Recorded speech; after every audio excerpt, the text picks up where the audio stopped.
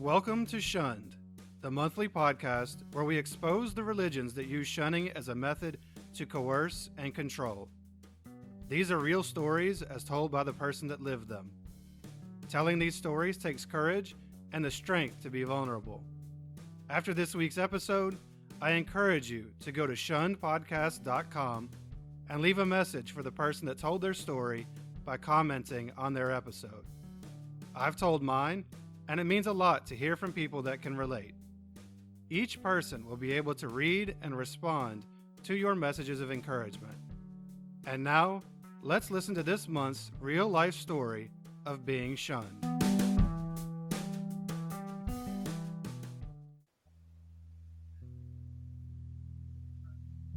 I'm Mike, I'm 27, and I was born and raised a Jehovah's Witness.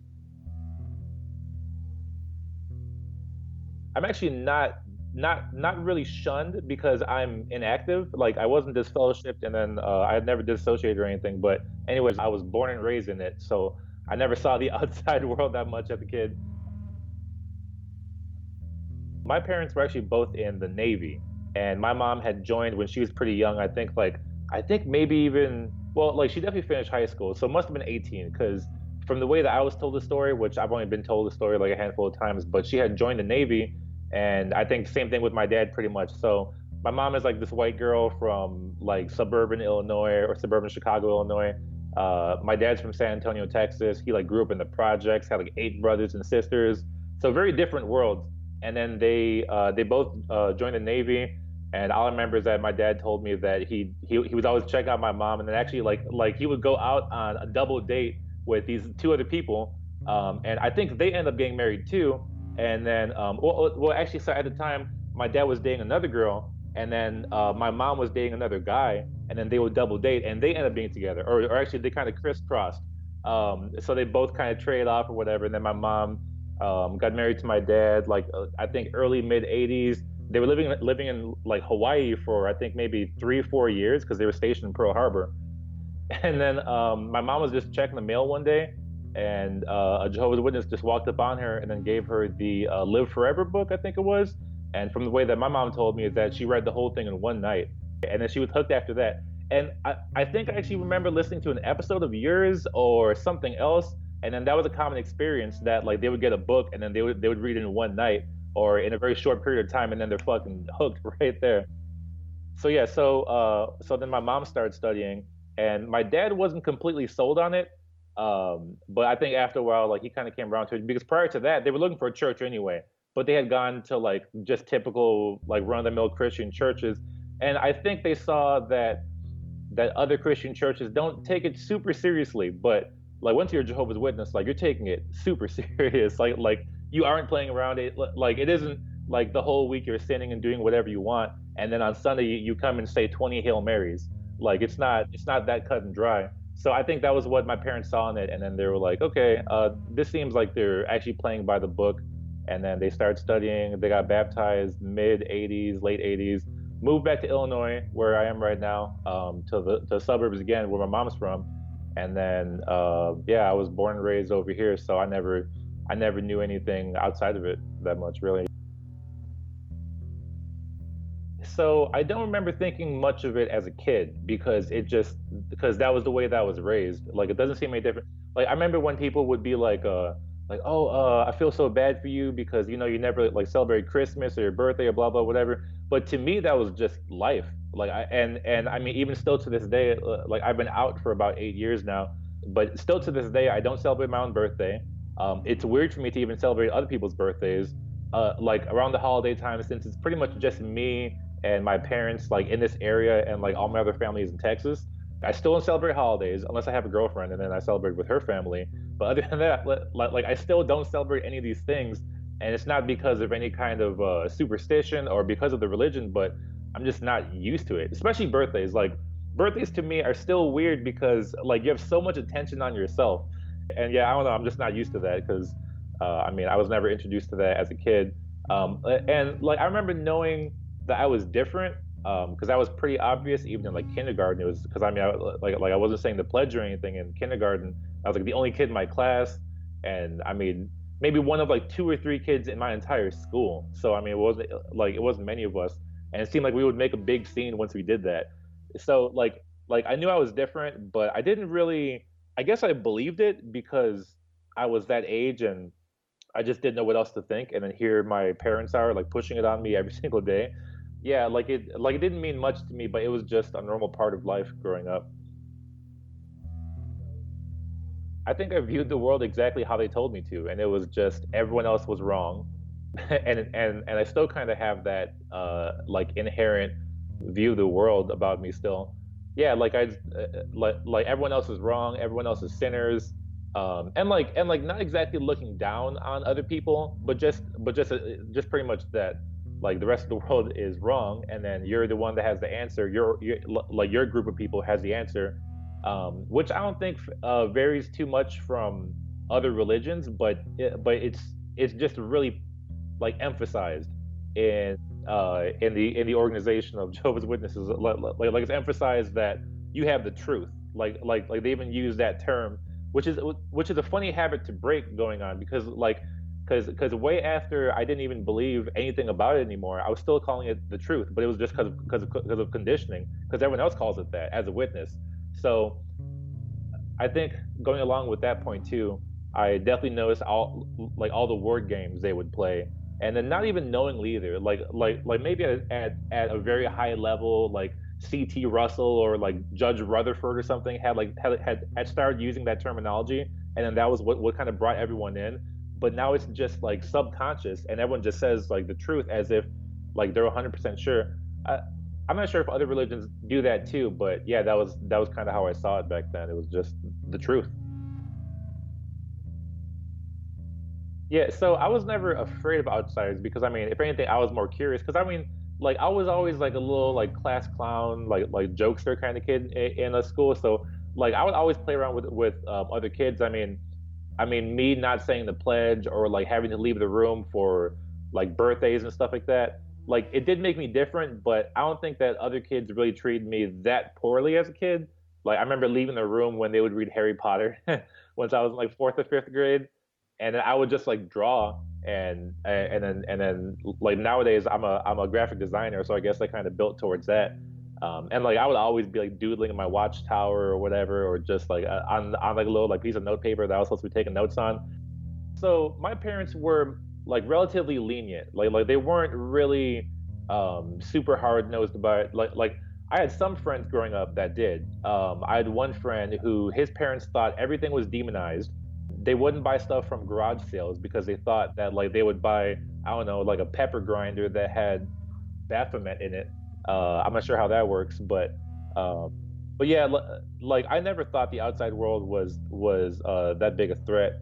I mean, if anything, I just wanted to have more friends, so it didn't matter to me whether they were witnesses or not. Like I know I did have this way of thinking, but even once I met friends as a kid, I never tried to push my faith on them. I never said that they were wrong, but it was just kind of a way that like you were taught. I never saw the outside threat or the outside world as a threat. I mean, yeah, I was just more curious than anything, I guess.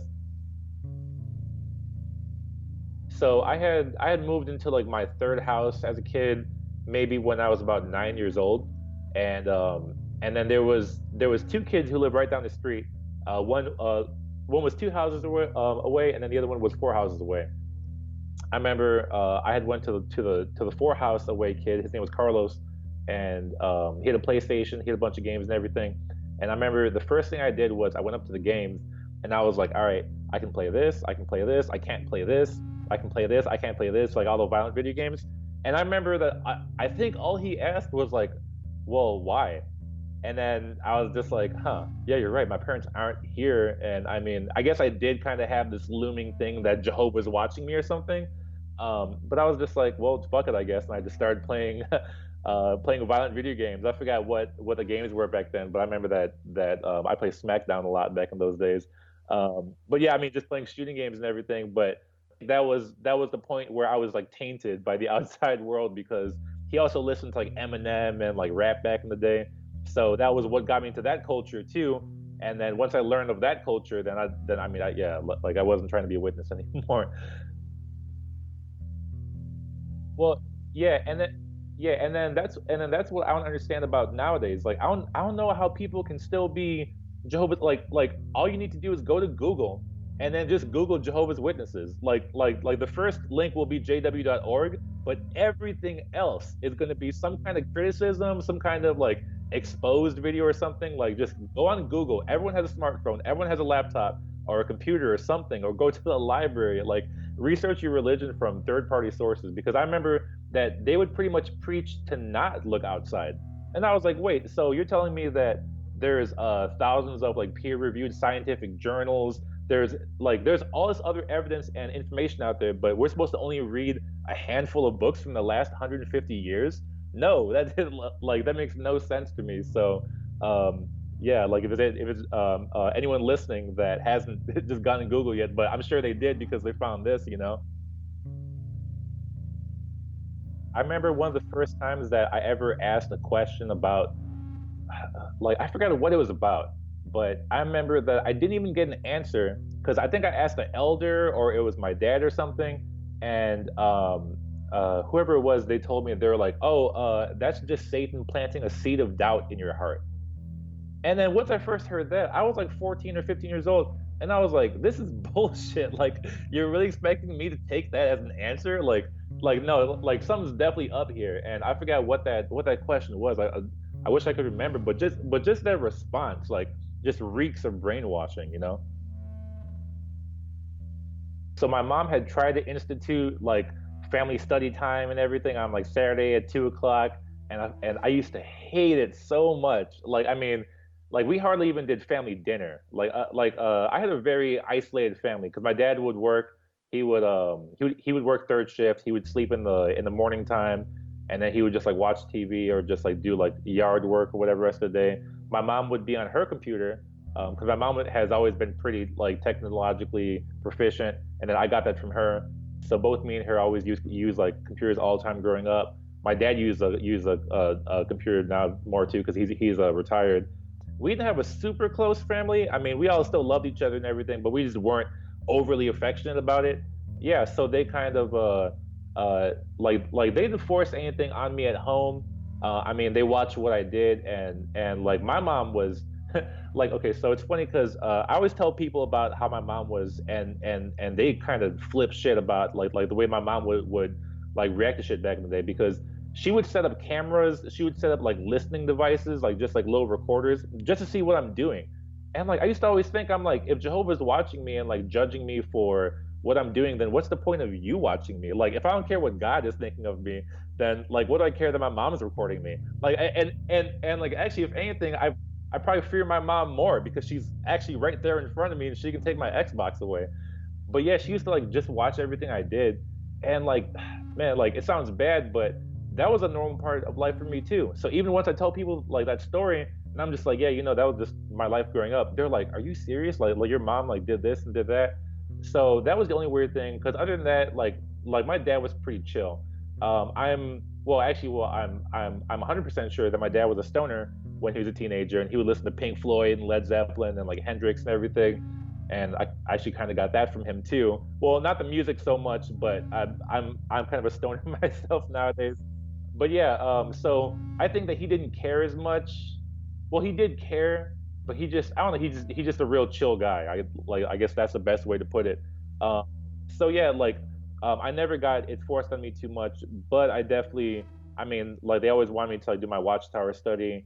I could never miss a meeting. I could never miss going on the field service. Like I had to fake being sick so much as a kid, just to get out of this stuff. And like, so what people don't understand about witnesses too is that you don't get that weekend where you can just sleep in and watch cartoons and eat cereal. Because if you have multiple congregations at a Kingdom Hall on Sunday, then like your meeting could be at 9 in the morning, 12 in the afternoon, 3 in the afternoon, and then if you have a 9 a.m. meeting, then Saturday morning you're like waking up for field service, and then Sunday morning you have the meeting. So it's like you have no time to chill because you go back to school on Monday, and that would like last for a year at a time, or sometimes like the meeting would be at 12 or 3, and that was like a blessing until football season came around, and then you would miss football. But uh, but yeah, so like my parents never wanted me to miss a meeting, never wanted me to miss field service. Always had to do my studies. Obviously, like no violent video games or even just the most like innocuous stuff, they would mention. Like I remember I wanted to buy this shirt, and on the shirt, this is another like really ironic thing that is just a major red flag once you look back on it. But I wanted to buy this shirt, and on the shirt it said "Truth Seekers." That's it. Like it said like something about truth seekers, and then like there was like a little paragraph of text, like super small text, like, "Oh, we are the ones that look for truth," and like blah blah whatever. It was some streetwear brand called the Academics back in the day, you know. And like and then it was like a picture of like a crane or something on it. It wasn't anything, like religious at all. And then I remember my dad was just like, "No, like you shouldn't get this because people might get the wrong idea." I'm like, "The wrong idea? Like if anything, this like we call ourselves the truth. So this shirt should relate more to us, you know? Like when LeBron James had that witness shirt." Like so it's funny because my parents actually bought those shirts, but for the purpose of being a witness. Yeah, which is funny. But yeah, so I mean, my parents are moderate. They were lenient, except for my mom. She was a little bit more high strung about it. But I can understand why my mom would be, and it's because like she had a brother growing up, and he went to school in Chicago, and he actually got killed out here in the '70s. So like I think her losing him is a lot of the reason why she clung to the religion, why she was so overprotective about me. So I mean, I can't fault them too much because I mean, my parents were trying to do the right thing, and they were doing what they genuinely believed in, and it's just that me and them have different ideas of what's right and what's wrong. My saving grace at the Kingdom Hall was that like I said before, I was a class clown. I actually liked talking to people. Like okay, so growing up, I had a few speech impediments. I still have my lisp now, but growing up, I had like a stutter, and then that's kind of why I kind of trip up on words sometimes. I have to say like in between words just to kind of slow myself down. But my saving grace at the hall was that I could talk to people, and I actually liked giving talks. And I gave my first talk when I was 5 years old. It was just a Bible reading at the time because this was like 1995. So I just went up there and I had so many speech impediments. Like I would say Jehovah, like Jehovah, and I would like try and not stutter. I had my lisp and everything. So the one good thing about growing up a witness in the hall is that I definitely broke my fear of speaking in front of people, even though I had my speech impediments at a super early age. And I think they put a lot of emphasis on like reading and like they put emphasis on education, but only within the organization, you know. And I mean, like as soon as the meeting was over, as soon as we had to be out of witness mode, I was out of witness mode. I was just like, I mean, I would still like kind of keep my composure, but I would just be playing with my friends, joking around, nothing too like lewd or like obscene back in the day. But that was partly because I was around them too, because at school it was a completely different story. My best trait as a witness was like was giving talks. Sometimes I'd be good out in service, but other times I kind of just didn't like it at all. I don't think people thought too negatively of me. I don't think I was ever seen as like a bad influence. Maybe like a few times because I was kind of making it a little bit more obvious towards my late teens that I was like not really following everything because I mean I just wouldn't volunteer to hold mics or anything. Well, I remember early on I actually liked holding the microphone and then like passing it out because then you can like not be bored and just sit there all day and like and then listen to the same thing that you studied 2 days ago with your family. I wasn't seen as like the black sheep of the hall until I was reproved. I think when I was like 16 or 17, and then I got disfellowshipped once I was 18, I think. So I was never seen as like the black sheep until then. So life at the Kingdom Hall was pretty decent. I mean, it's never fun sitting through an hour and a half of Bible talk, but I mean, having your friends there afterwards. Like, thankfully, there was a bunch of kids in in my hall too, and then that made it so much better because I could only imagine going to a hall of like all old people. So not only do you have to sit through like Bible talk, but then you have to be the one kid like amongst all these old people after that. Like it just that just wouldn't be fun. So I had fun, but I mean at the same time, once I look back on it, I'm like, damn, I could have been using that time, like even if it's just a play to create more memories. But I mean, I could have been, like tinkering with like electronics or drawing more or like building up my skill set of something else that I became interested in later on. I never saw the meetings as super negative, but I also didn't want to be there either.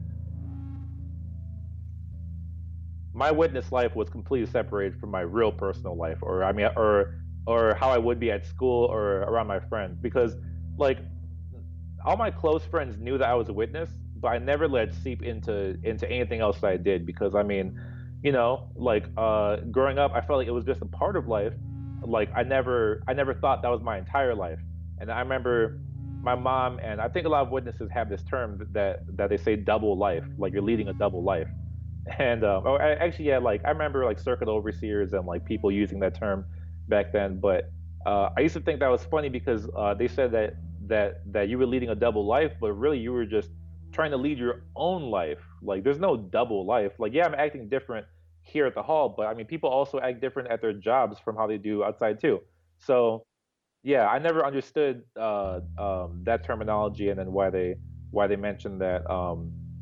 I never saw it as affecting that too much. But once I was so okay, first time that I was reproved. This is like kind of embarrassing to talk about, but I'll talk about it anyway because it's relevant. But I remember because I had like lost my virginity really early on. I had like girlfriends once I was younger and everything, and I remember the first time I ever said fuck when I was like 10 years old, and then you think that you're about to be smitten as soon as the words come out of your mouth, and but then later on, as I kept doing worse and worse stuff, like I remember once I first had sex, like it didn't really phase me too much. Like I mean, I knew it was like a big deal as far as like your life goes, but I never saw it as like being anything that Jehovah was going to strike me down for. I did kind of feel like I could just go back to the hall and then just keep being good, and then it would kind of offset that. Uh, but anyway, so I had a girlfriend early on, and I remember when like North Korea first started threatening the U.S. in like 2000. Well, this wasn't the first time, but like I remember this was once it was in the news pretty heavy. And around 2006, I remember Kim Jong Il was talking about like bombing the U.S. or whatever. Now, I mean, now that I know better, I would have never made this mistake. But back then, I was kind of just like super paranoid that the end was coming. Like 9/11 was 5 years before then. I remember when 9/11 first happened, like the way that witnesses teach you growing up is that these things will happen and then the end will come. Or I forgot how the scripture goes off the top of my head now. But yeah, so once that happened, once I heard that Kim Jong Il was like threatening the U.S. and it seemed like we were getting close to war, I thought we were like getting close to Armageddon. And I remember like kind of just being super nervous every day, especially because I was having sex with my girlfriend at the time, and I thought Armageddon was coming, and then I was going to be smitten, and then I would die forever or whatever. And and I actually just came out to my parents, and then I told them about everything I did. They had scheduled like meetings with the elders. I did tell them everything, and then that was the first time that I was reproved. And I remember that lasted for about like well like not the actual reproof itself, but just like my whole like zealousness had came back afterwards. And then like I had taken it serious for about a month after that, or like a month after I first went to the elders. And then I don't know, I kept kind of falling more and more out of it, or I just didn't care that much. I did kind of believe it, but like I had this weird relationship with being a witness where I didn't 100% believe it, but that was just kind of how I lived my life. So that was just normal to me. So yeah, I mean, it was kind of back to square one after that. But then once I was disfellowshipped, so like one of my best friends who I'd grown up with since I was 9. So like one of my best friends was getting married, and he had like announced a date and everything, and then I was disfellowshipped. So I was trying real hard to get back so I could go to his wedding and then not be shunned. He uh like I think he was talking to me through someone else, like his sister or my mom or something, and then they told me that I could go to his wedding if I wanted to while I was his fellowship. But I had chosen not to because I feel like being a witness is a big popularity contest, and then if you're not popular and then you show up around a popular person, then like their rep will take hits. So I didn't want to go to his wedding and then make him look bad because here's this fellowship person showing up. So I had missed going to like my best friend's wedding, because I was disfellowshipped once I was 18. And yeah, that was a really weird time because I was, well, one, I'd switched high schools too, like halfway through. So I was at a new high school. I was like getting shunned by people. This was like towards the end of my high school career too. But like I had a girlfriend at the time too then, and she wasn't a witness obviously. So yeah, it was a really weird time for me because I was shunned by a lot of people. I didn't know a lot of people at the high school I was going to, and that kind of made me, because I was a lot more outgoing and like I was more of a class clown in like middle school. But then once I got to high school and then I changed high schools and then I was in the process of being shunned too. That kind of changed my personality a lot actually, because I mean, if I still had the same kind of charisma that I did as a kid, I would be a comedian or something now, you know. But and like I do have that in little spurts, but like I also see the part of me come out that was kind of taught to me like midway through my half or through my high school career, was that kind of just keep to yourself, because like one, you're being shunned in this one place that you go to 3 times a week, and then two, like you're in high school where you don't know anyone, and you kind of just have to make a name for yourself. But yeah, all those things happening to me right around that time was probably the worst time that it could happen at, like as far as a like constructive time and like decisive time in your life where you kind of mold your personality through those years. But I mean, like I say, I mean, I always say that I think I have a really unique perspective because I have two parents from completely different places who kind of brought us to like the middle of nowhere as far as like where they're from, and I have no family. I have no I have no like fallback plan. It's pretty much just me. But even in that circumstance, I still had to leave the truth in air quotes, because I just didn't believe it. So even through all that stuff that happened to me through high school, I never felt obligated to stay, or that that was my only method of making a life for myself. I have a lot of stuff to say about this fellowshipping, but like I think most ex witnesses do, but it makes no sense that your solution to the problem of someone committing like a deadly sin or something is to completely shun them. Like, shouldn't that be the person that you're trying to help the most? Like, shouldn't should like shunning makes no sense. I don't know why you wouldn't be trying to offer words of encouragement or advice to someone who is in this position where they obviously sinned, and you kind of have to bring them back to the light. I don't know why they think that that's an effective method. And then also too, I mean, because I mean, isn't there an instance in the Bible where Jesus is like sitting with like a some kind of sinner? I forgot what he was doing. You know, with all my years of going through the Bible over and over and over again, I don't remember anything anymore. Like I used to be able to like quote certain scriptures, but I don't remember much from the Bible anymore. But yeah, like as far as disfellowshipping goes, I don't understand why that's their solution to everything. And then also because okay, so me myself, so I'm inactive right now. Like I was never disfellowshipped. I was never or I had never dissociated myself. But what's funny is that so I have a friend and his sister was disfellowshipped maybe about 4 or 5 years ago. And I remember my mom wasn't talking to her at the time, even though like these were family friends. So like no one was talking to her. And then meanwhile, like here I come along, and I think I like I had my ears pierced at the time too. And like here I come along with facial hair, ears pierced, obviously not going to the hall, and I can still talk to all my witness friends because, well, not all my witness friends, but I had a couple that I'll still talk to, and then no one treated me differently, but like I could still talk to them was the point. And I mean, like obviously, like I was doing disfellowship worthy things at the time, and I mean I still do, but I never took that route, so people didn't view me as like in that red area, like I was in that gray area where I could still talk to witnesses. But meanwhile, like here's this girl who wants to come back, who was this fellowship, but they won't talk to her, even though she's making an active effort to come back to the hall. So it makes no sense, and I don't know if anyone's ever actually thought about it objectively. And also too, like like I get the line of logic that they're coming to disfellowshipping being an option too. Like I get how they come to that point, but I think what happened was that at first they were like, okay, we shouldn't associate with these people, so we shouldn't be spending extra time with them. But at the hall, you know, like treat them like a normal human being. But I think what happened is that since like being a witness is a big popularity contest, like one person's like, okay, well, I'm not going to hang out with that person outside the hall, and the next person is like, okay, well, then I'm not even going to talk to that person, and then the next person is like, okay, well, I'm not even going to look at that person, and then that's pretty much what it comes down to is that witnesses like will not even look at you sometimes once you're disfellowship, like even so much as exchanging a smile, kind of like shows poorly on that person's end.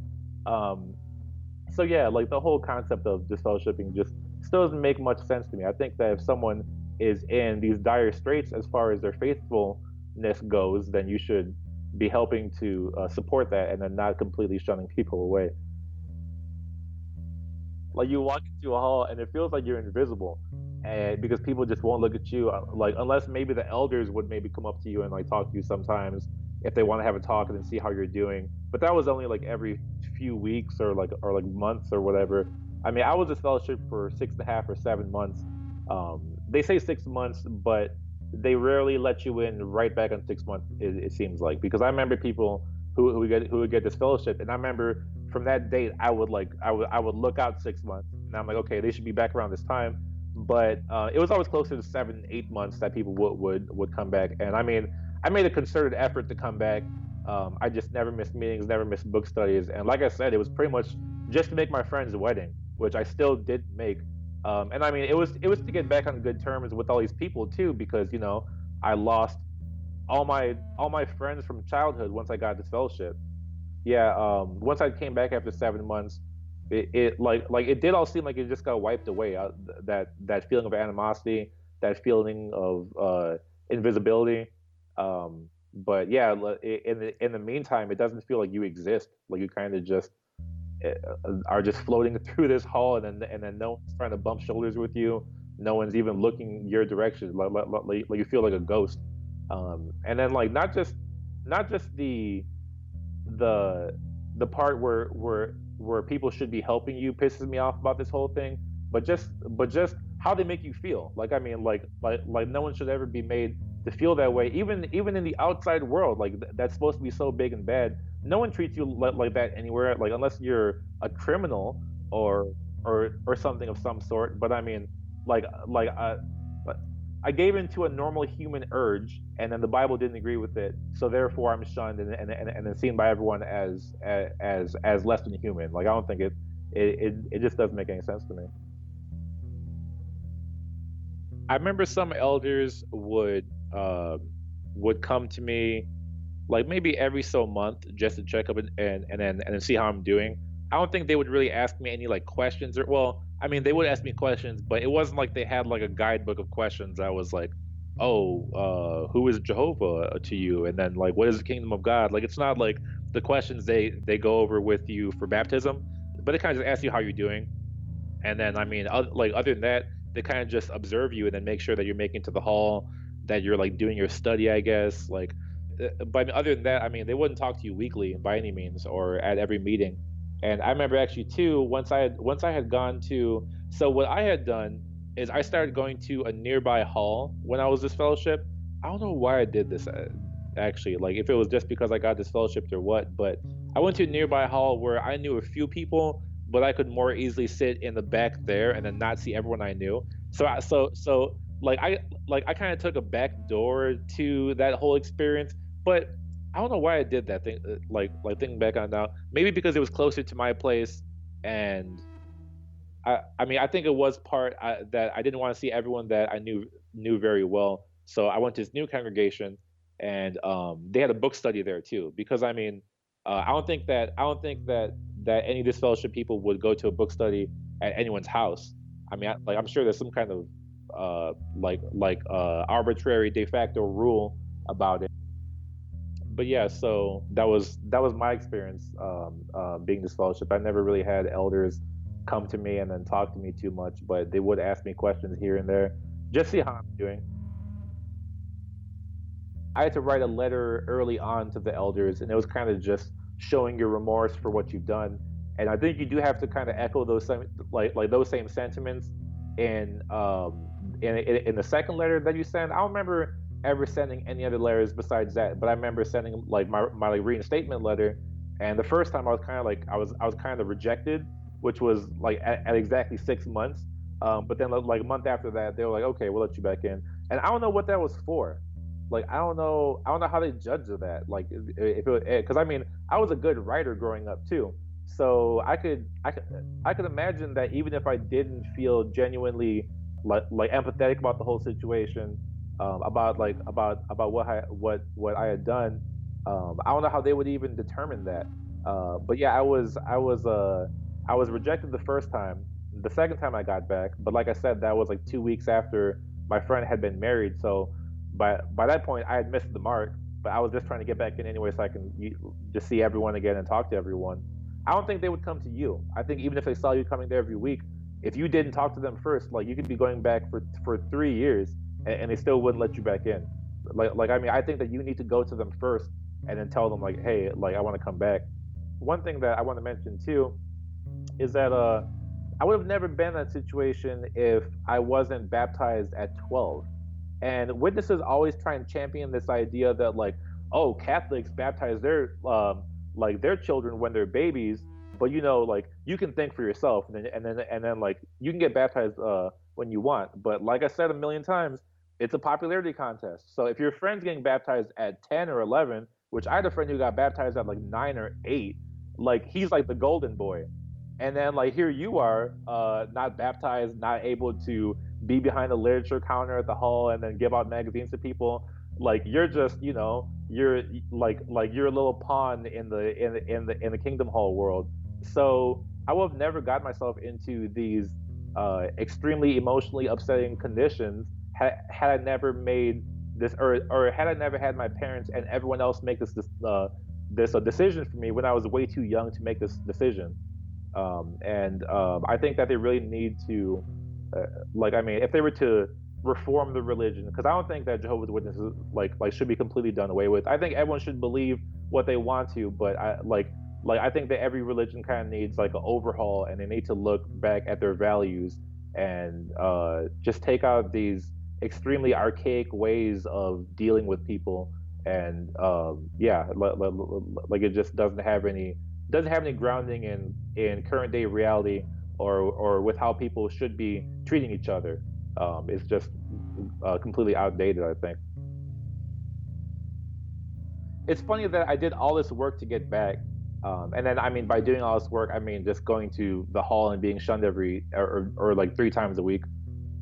But once I came back, I was maybe 18 and a half or something. Like it was when did I come back? I think my friend had got married in June, and I probably came back before the summer, and this was like 2008.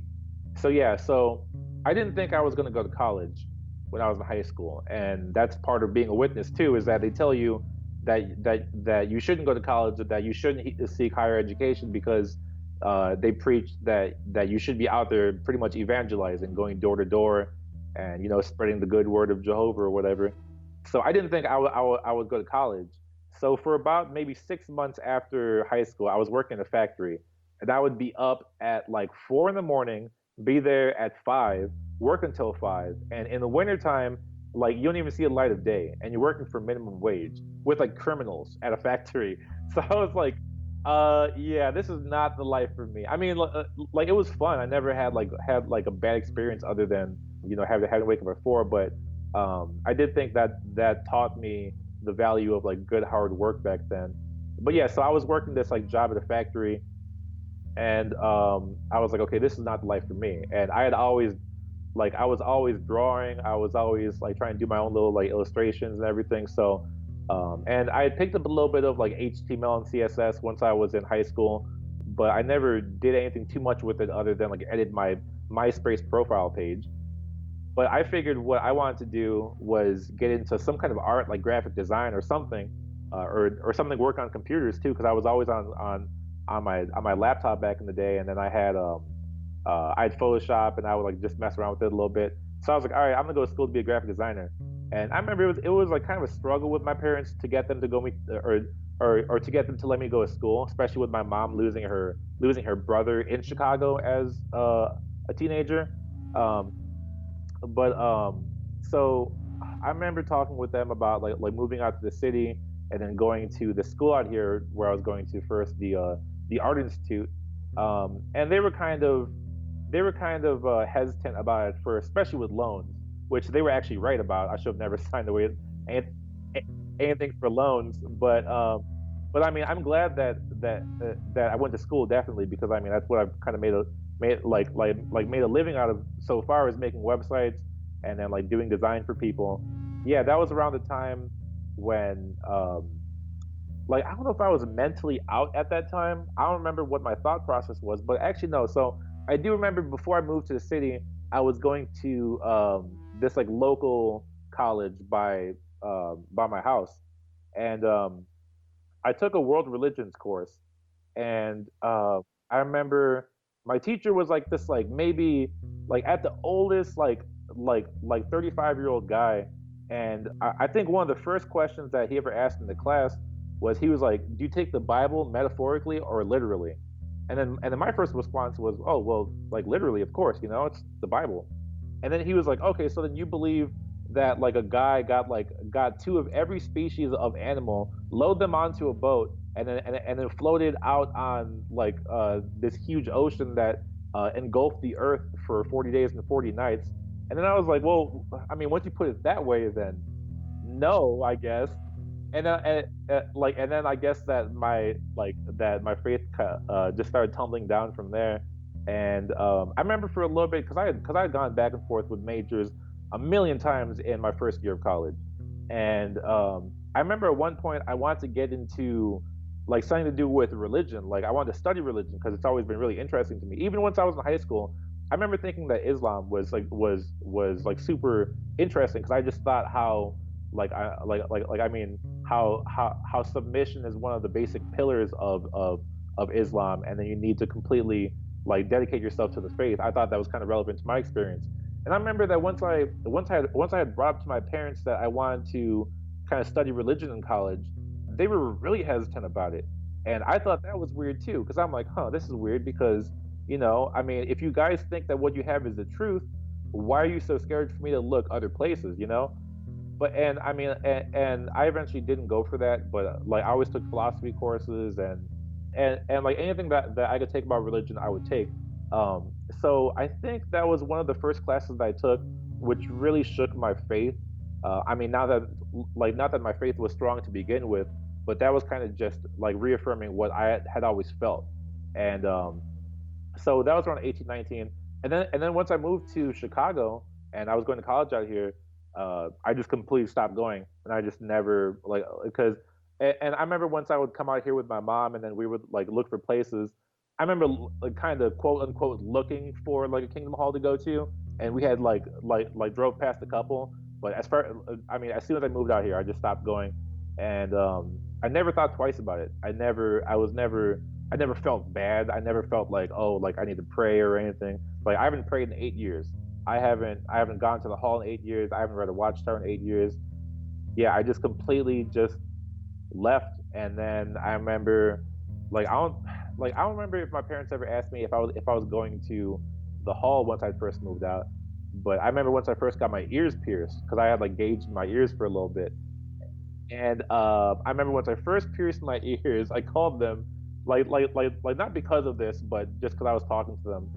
And I had seen them every weekend at that point, and I was like, I got some news for you guys. And then my dad thought I got someone pregnant at first, and then I was like, nope, not that bad, but I pierced my ears. And I think that, obviously I knew it was a big deal, but I mean, my parents have always been the type of parents that are like, okay, well, like he's gonna do what he wants, and there was never that much pushback on me. I mean, we did have a bunch of arguments, like in my first few years of being inactive, um, not about me being inactive, but just kind of like debating religion and philosophy and stuff. And I mean, but it was always hard to talk with them about that stuff, because anyone who believes in God, that's like their trump card. Is that like because I mean, I could say, there's no rock layers that show that there was a great like global flood. Like there's no kind of like old archaeological remains that could back this up. But they just say the Bible said it, and then that's all they have to say. They don't need to back it up with science or anything else.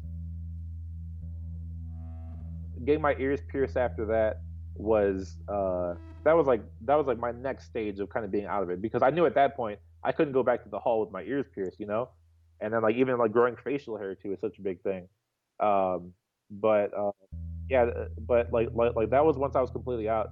Was my first year of moving out, which is once I was 20, and then so imagine that I had been shunned as a witness, and then I was about to be kind of like semi-shunned again because I was about to go inactive. I just moved to a new city. I didn't have a lot of friends at my second high school because I was new there, and then now I'm going to college, to this college that wasn't that wasn't exactly like a college experience. It wasn't like dorms where you have to associate with people. It was like you would go to class and then leave. So I was like really on my own out here. I remember like my first year, I mean, I would just work. I would come home from work and then I would like watch The Office because I was like binging on it back. That was like pre Netflix days, so I had to download it. I was like pretty alone back then, but I still made the choice to leave the religion because I just knew like it wasn't what I wanted to do with my life, and I knew that I had to take a step back and then see it from a wide angle lens, and then see what I actually thought about it in context with other religions and actual culture, and then see if it kind of reflected what I wanted to do. But and that wasn't the conclusion that I came to. I knew that I'd just do something else with my life. They always frame it like people want to leave the organization just to go like live a like debaucherous life, and it's not that way. I think it's just that they see anything outside of being witness as being a debaucherous life. um, so I mean, my favorite part of being out of the organization is, yeah, just being able to experience life for what it is, like being able to get drunk and then not getting disfellowshipped for it, because I actually knew some or like, well, so I knew a couple older brothers in the congregation back in the day who were actually fathers of my friends, and they would get disfellowshipped for getting drunk, I assume, because I don't think they were doing anything other than that. But just what I overheard, that sounded like what it was. But yeah, I mean, yeah, like I think my favorite part of, and then also not having to attend to this faith 3 times a week, and then outside of that, do your own personal study, and then outside of that, go door to door. Like it just takes up so much time, and it makes sense that like there's a lot of witnesses who just like make a living for themselves as like cleaners, like they go to offices and clean their homes and clean or whatever. Witnesses should just franchise out a business model for home cleaning.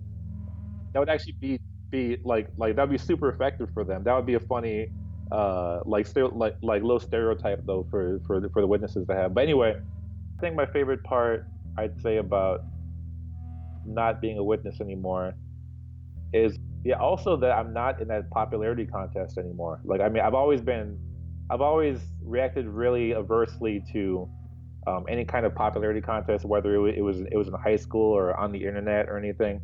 And then that was how being a witness was. It was just everyone trying to be holier than thou, um, and then you're constantly having to keep up with this image of yourself that you have to like look good like before Jehovah, or before the elders or the circuit overseer, or at the assembly, or like conventions or something. So I'm just glad that I can live my life the way I want to, and then not have people. I mean, obviously people are going to judge you, but I mean, being a witness is like is you're under the scope 24/7, and not being under the scope 24/7, and then just being able to live my life and then not have to feel bad for it. That's the best part. And it sounds like it should be or I mean, it shouldn't sound like a human right. It is a human right. The whole concept of the pursuit of happiness is a human right, and I mean, yeah, it just strips that away from you because you have to live by these rules. You have to answer to these people, and you can't even make a hint towards going the other way, or else we're gonna shun you too, and then gonna put you out like out the group. I mean, it's such a like tribal mentality, and I mean that's probably like the root of religion is just like living in these tribes and trying to come up with like shared understandings of the world amongst everyone else. and then but it just becomes a problem once you get your own human rights violated, or you get your own humanity violated. And that's what I feel like happens with witnesses sometimes. Even though I think they're good people, I think they're all like really great people. I think they're well-meaning.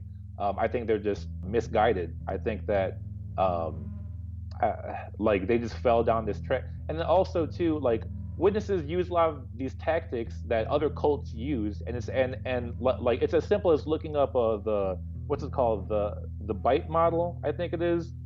Yeah, and then just seeing some of these tactics that they use on you to keep you in the faith without you even knowing. Like I remember the first time that I read about love bombing, I, I was like, wow, this is exactly like being a witness. Is everyone's just like, oh, like we have such love for our like fellow brothers and sisters, and then like they preach this whole concept of like agape, which was the like Hebrew word for brotherly love, I think. But if you go the wrong way, and if you commit a deadly sin, and then you're disfellowship, well, all that goes out the window. All that brotherly, unconditional love goes out the window. So the unconditional love has a condition. uh, yeah. Like there's a real like there's a real strong divide of black and white in those terms. And I mean for and as far as unconditional love, it should never be that way. Yeah, that was kind of how that was just how it was. I mean, no one ever saw anything outside of that. That was just how it was supposed to be. My friends who were worldly, I'm still friends with nowadays, and as long as I don't do anything terrible, then they'll always be my friends. I'm assuming, as long as I don't cross them, or yeah, like commit some heinous crime, I wouldn't expect them to ostracize me from their life.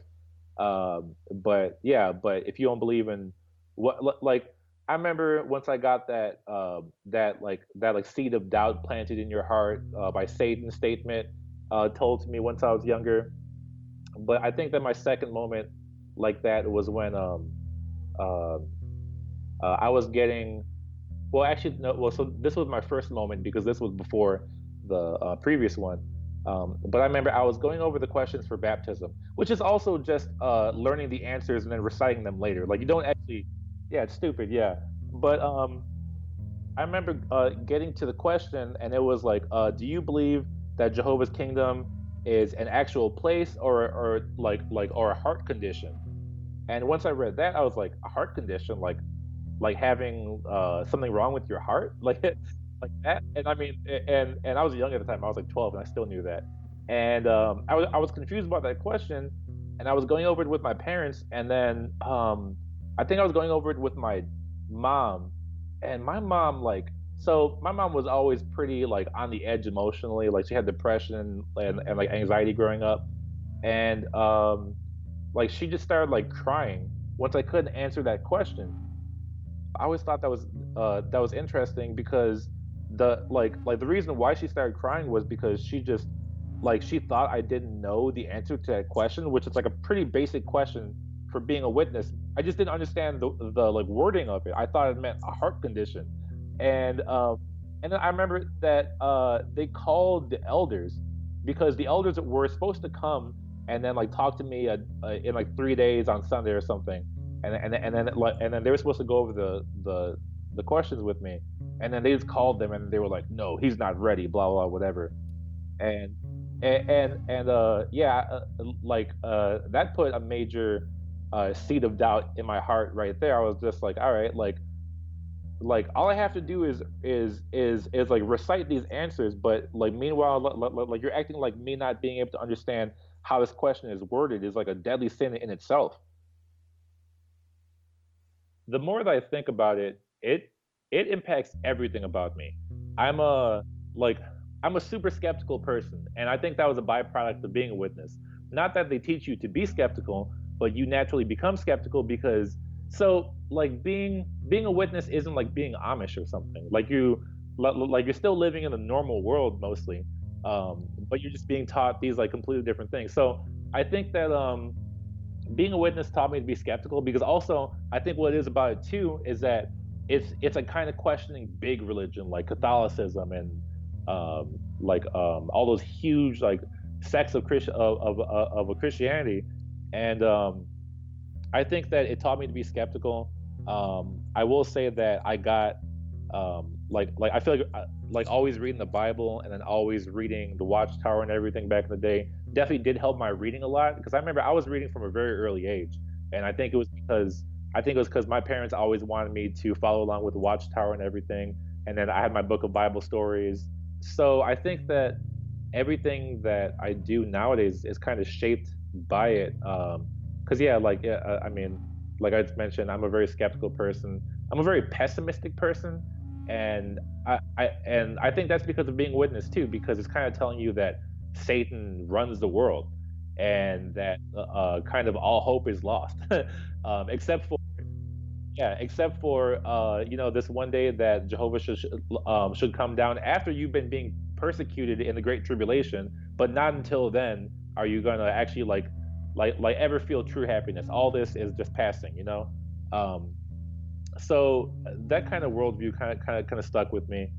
I definitely have a very interesting view of religion, but I will say that I have came around recently, and I'm still not religious, but I do believe in some kind of higher power. I think that because one thing that witnesses always point to as their proof of God is just how the universe and how the earth is designed and how humans are designed. And yeah, everything is super amazing and we can't understand it, but I mean, we can't understand how big space is right now. Like, I mean, if you ever try and sit down and think about it, like it's ever expanding. So, like, you can never grasp how big space is. Like if you see a picture of the sun next to the Earth, then you're like, holy crap, that just completely just dwarfs it. And then the sun is a dwarf star, I think, too, right?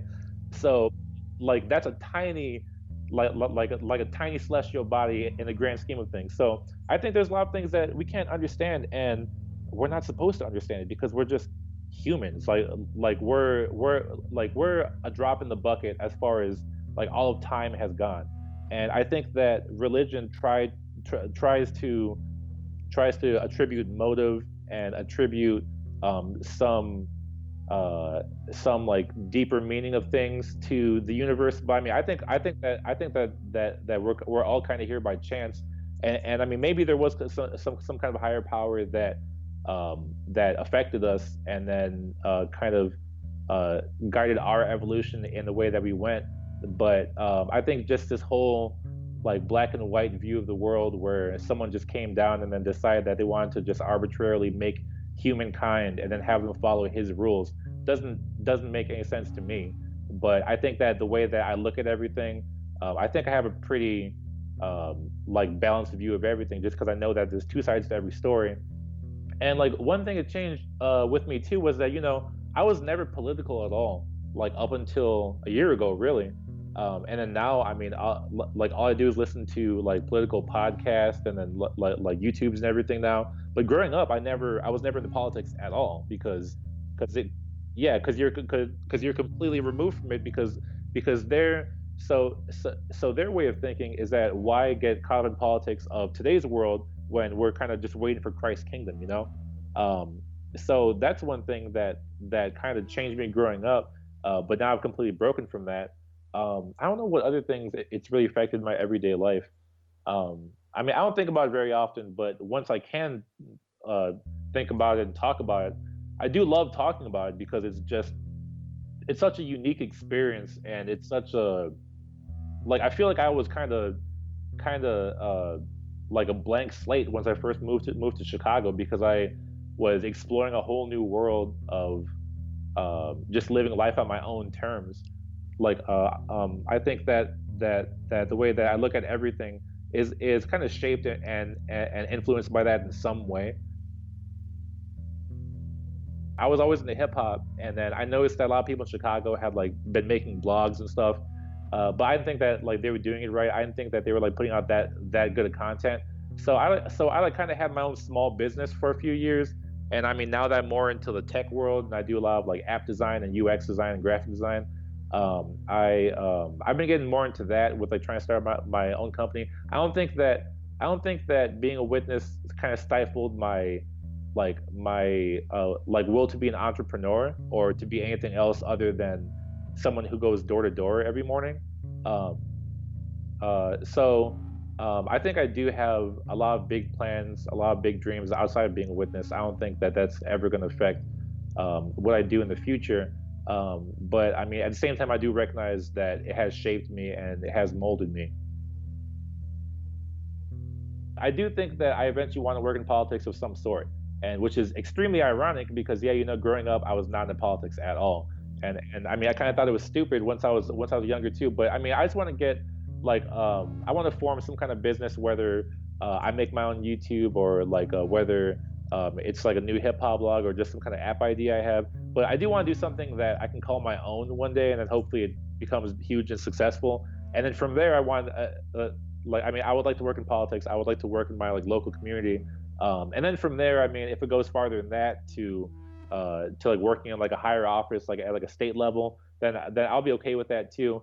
I don't like the way that politics are going nowadays, and not even just because of Trump, but just because of how everyone interacts with each other. And I think that coming from a religion where I've seen people be shunned and seen people kind of be ousted as the black sheep, I can see how that could happen in normal like society too. So I would like to do something to kind of curb that.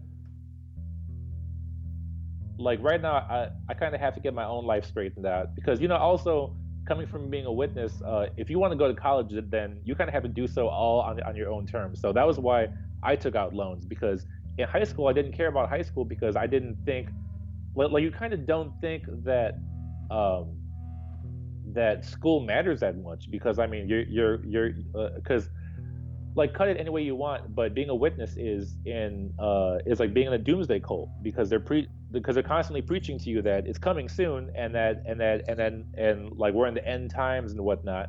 Um, so yeah, like I never took high school too seriously, and because of that, I wasn't able to do well or like do super well in college. But I mean, I know what my passion is. I know that I have a passion for design, and I know how to make it into a business. So from there, I kind of just want to build upon that and then just do my own thing. And I mean, it's kind of ironic that once I look back on it now, that like I've been drawing since I was 4 years old, and if I had known back then that I would have made a living out of it, I would have just told my parents straight up back then, like, hey, fuck these meetings. Like I'm gonna go to my grandparents' house or something, and if you guys want to kick me out, like I just want to draw. I just want to like work on designing things. I want to be more creative, and like I'm excited to be a pushy parent on my kid because I'll be pushy on them, but they'll thank me like by the time that they're teenagers, like whether it's playing sports or having some kind of like talent or hobby or playing an instrument. Like I'm gonna make sure that the time that my parents had me sitting at a meeting listening to like the same Bible talking points regurgitated over and over again, I'm gonna have them like learn a skill. If I'm gonna do as well for myself as I believe I can, I'm gonna need to hit a big idea. Uh, like uh, like I can't just work like a simple 9 to 5 and then expect to make a big name for myself. I could kind of like work up my little building blocks towards that point. I mean, I just want to come up with some kind of idea that's going to be a home run. That's going to be like whether it's a successful app or like a or just any kind of successful company. That's just what I'm shooting for eventually. What I believe now, I think that the Bible and God is just a metaphor for yourself, and then trying to be God-like is just trying to reach your highest form.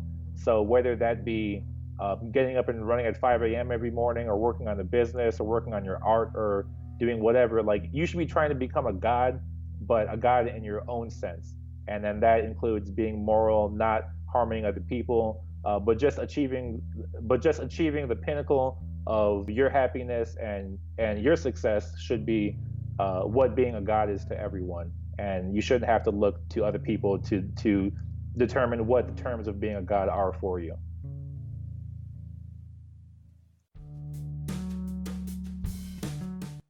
Thank you for listening. Again, feel free to leave a comment to today's guest at shunnedpodcast.com on the post for this episode. Music is always an important way of marking the journey and often helps us to process feelings that we can't express at the time. So visit the website to see the songs chosen by each guest to represent their personal journey. Speaking of music, All music on this podcast has been performed by Poddington Bear.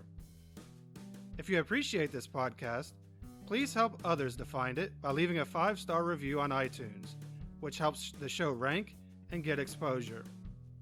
If you are shunned and want to tell your story, email me through the contact form on the website. Or, if you just want to say hi, feel free to do the same. If you'd like to know more about me and the cult of Jehovah's Witnesses, I encourage you to listen to my 9-part series on the cult at thisjwlife.com or on the podcast called This JW Life. Remember that those around you may be going through something like this and that you have no knowledge of. So give them the benefit of the doubt. Love others, do no harm, and go be happy.